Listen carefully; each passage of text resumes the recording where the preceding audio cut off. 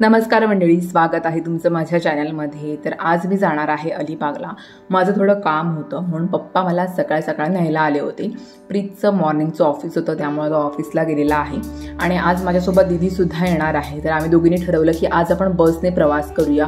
खूप वर्ष झाले आम्ही एसटी बसने प्रवासच केला नाही, नाहीतर नेहमी बाईकवर किंवा कारमध्येच जायचं। तर आम्ही आता ठरवलं की बसमध्ये जाऊया आणि आता लेडीजला हाफ तिकीट आहे त्यामुळे काय बोलूच नका। तर म्हणून आम्ही ठरवलं की बसने प्रवास करूया आणि नेमकी आम्हाला विंडो सीटच मिळाली त्यामुळे मजा आली।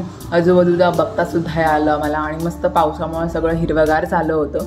बसमध्ये बसल्यानंतर मला माझ्या कॉलेज दिवसांची आठवण झाली की मी बसमधूनच प्रवास करायचे। तर छान वाटलं बसमधून प्रवास केल्यानंतर। गर्दी सुद्धा जास्त नव्हती आणि लेडीजला हाफ तिकीट आहे, म्हणजे तिथे तुम्हाला 30 रुपये लागतात, तिथे तुम्ही 15 रुपयामध्ये डेस्टिनेशनला पोहोचू शकता। तर मला छान वाटलं। दीदीसोबत गप्पा करता करता कधी अलिबागला पोहोचलो काही समजलंच नाही।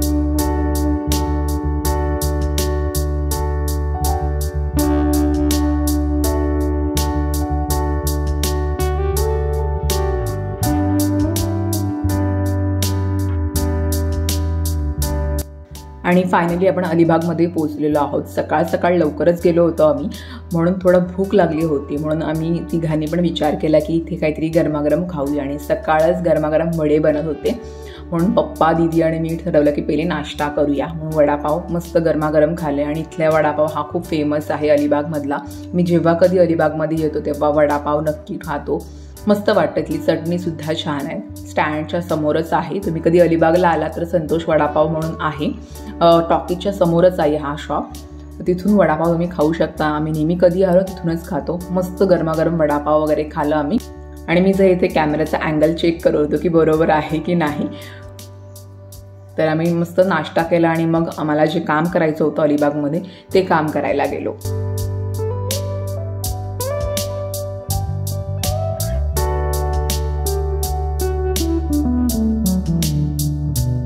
आणि 1-2 तासामध्ये माझं काम झालं आणि मग काम झाल्यानंतर आम्ही आलो मयूर बेकरीमध्ये।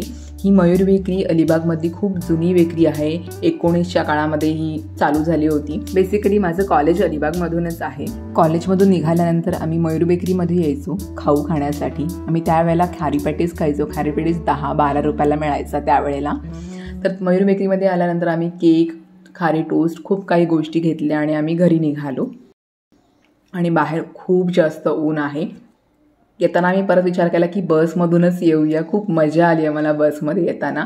तर परत आम्ही स्टँडवर गेलो आणि तो खूप जास्त ऊन होता म्हणून आम्ही स्टँडवरच उसाचा ज्यूस पिला। जेव्हा उसाचा ज्यूस पिला तेव्हा मला किती भारी वाटलं, म्हणजे आता पावसाळा चालू आहे तरीसुद्धा ऊन खूप कडक पडत आहे।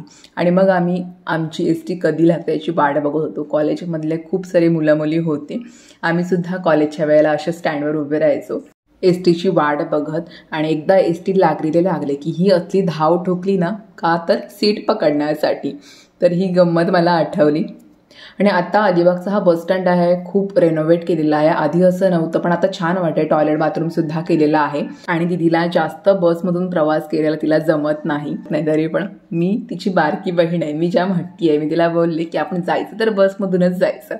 तर फायनली ती रेडी झाली आणि नेमकी आम्हाला रिकामी एसटी मिळाली आणि बसायला सुद्धा जागा मिळाली आणि परत विंडो सीटच मिळाली। मग काय मजा आली आम्हाला।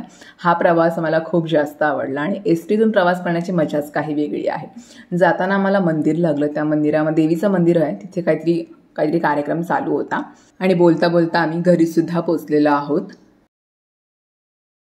तर मंडळी आता आलेली आहे मी घरी आणि जेव्हा एसटीमधून मी उतरले एवढा जोराचा पाऊस लागला काय विचारूच नका। मग शेवटी छत्री उघडायलाच लागली मला आणि मग पप्पानी मला घरी सोडलं। तर मला जेवण करायचं होतं, पप्पा बोलत होते घरी चल जेवायला, पण मला कंटाळा आला। मला माझ्यासाठी मी खिचडी भात लावेनच पटकन, तर मी मस्त आता खिचडी भात खाणार आहे, झटपट होणारं।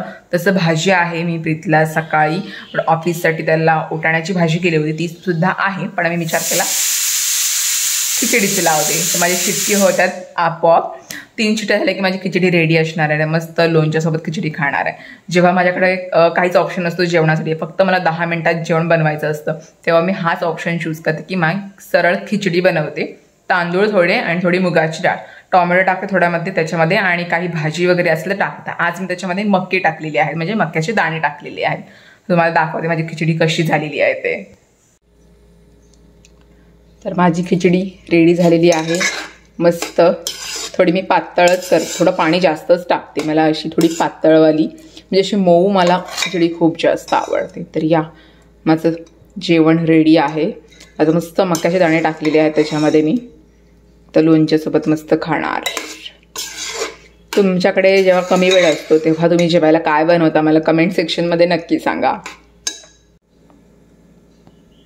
डँटडँट माझं जेवण रेडी आहे, या पटकन जेवायला. मी पण आता जेवते कारण आता प्रीत थोड्या वेळात येईलच, कारण का आता 2:30 मे बी 2:45 व्हायला आलेले आहेत. मला घरी यायला थोडा उशीरच झाला म्हणून खिचडी भात पटकन बनवला. प्रीत थोड्या वेळात 3:30 पर्यंत येईलच, मग परत चहाचा वेळ होईल, मग त्याच्यासोबत मस्त गप्पा करत चहा घेईन.